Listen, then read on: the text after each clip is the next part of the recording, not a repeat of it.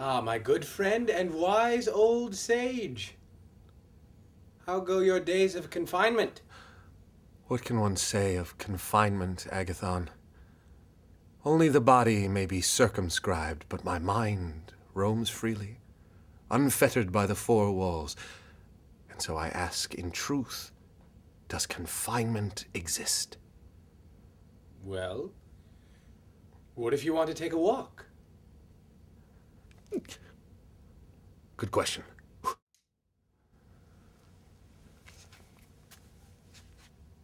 I can't. I'm afraid the word is bad. You've been condemned to death. Well, it saddens me that I should cause debate in the Senate. No debate. Unanimous. Really? First ballot. Well, I had counted on a little more support. The Senate was furious with your idea for a utopian state. I guess I never should have suggested a philosopher king. Especially when you kept pointing to yourself and clearing your throat. And yet, I do not regard my executioners as evil. Nor do I. Yeah. Well, for what is evil?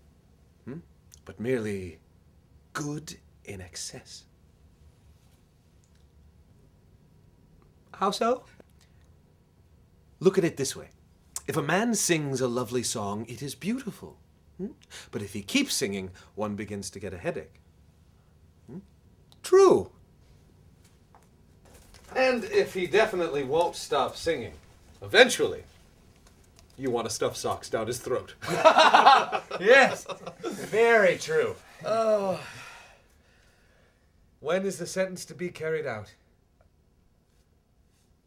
What time is it now? Today! They needed the jail cell. Then let it be. Let them take my life. Let it be recorded that I died rather than abandon the principles of truth and free inquiry. Weep not, Agathon! I'm not weeping. It's an allergy! For to the man of free mind, death is not an end, but a beginning. What? How so?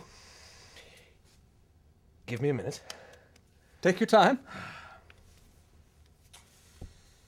It is true, Simeon, that man does not exist before he is born.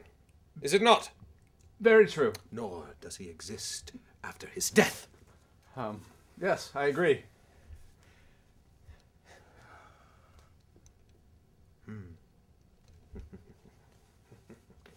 So...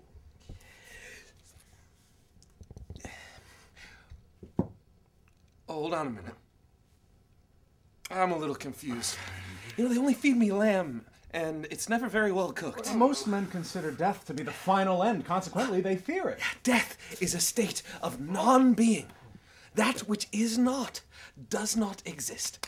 Therefore, death does not exist. Only truth exists, and beauty. Each are interchangeable and are aspects of themselves. What specifically did they have in mind for me? Hemlock. Hemlock. The black liquid that they used to burn a hole in your marble table. Really? Just one cup. And an extra chalice in case you should spill anything. I wonder if it's very painful. They've asked that you not make a scene. It disturbs the other prisoners, so you can't. I told everyone that you would die bravely rather than renounce your principles. Right. Right. I wonder, did the concept of exile ever come up? They stopped exiling last year. Too much red tape. Right. Right. Well. So,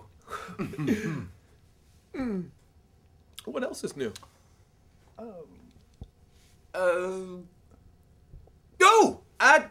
I ran into Isosceles. He's got a great idea for a new triangle. Right.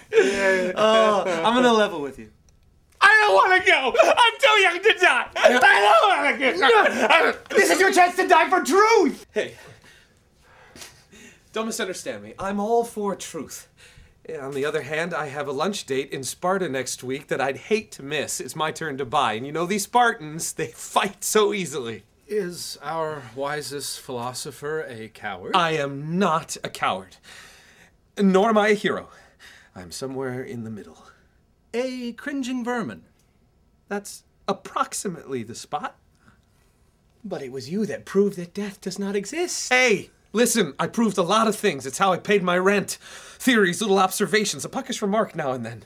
The occasional maxim. I mean, it beats picking olives, but hey, let's not get carried away. You proved that the soul is immortal. And it is. On paper. That's the thing with philosophy. It loses its functionality once you get out of the class. Well, what about the external forms? You said that everything that did exist always will exist. I was speaking about heavy objects, a statue or something. With people, it's different. And all that talk about death being the same as sleep? Yes. But when you're dead and someone yells, "Wake up! It's morning!" it's very hard to find your slippers. Hey.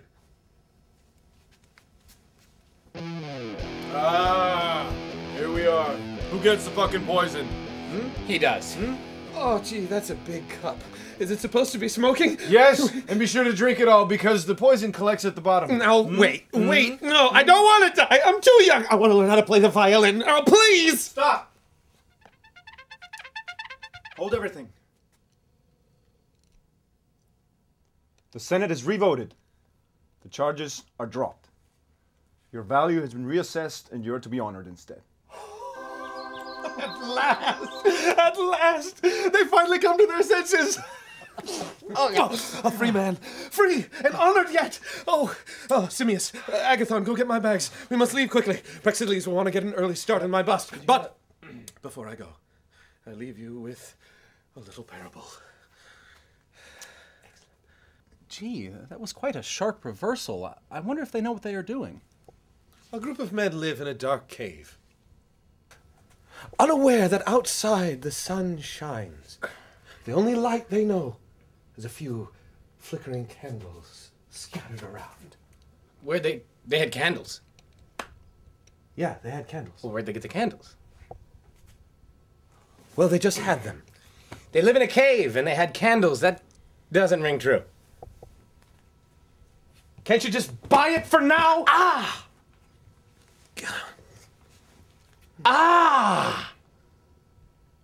Okay. Just get to the point.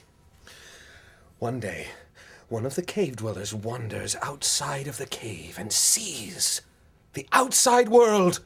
In all its clarity. Precisely. In all its clarity. And then he tries to tell the others and they don't believe him. No, he doesn't try to tell the others. He doesn't? No, he opens a meat market. He marries a dancer, and he dies of cerebral hemorrhage at the age of 42. No! Oh, God! Oh, no! His hands are cold!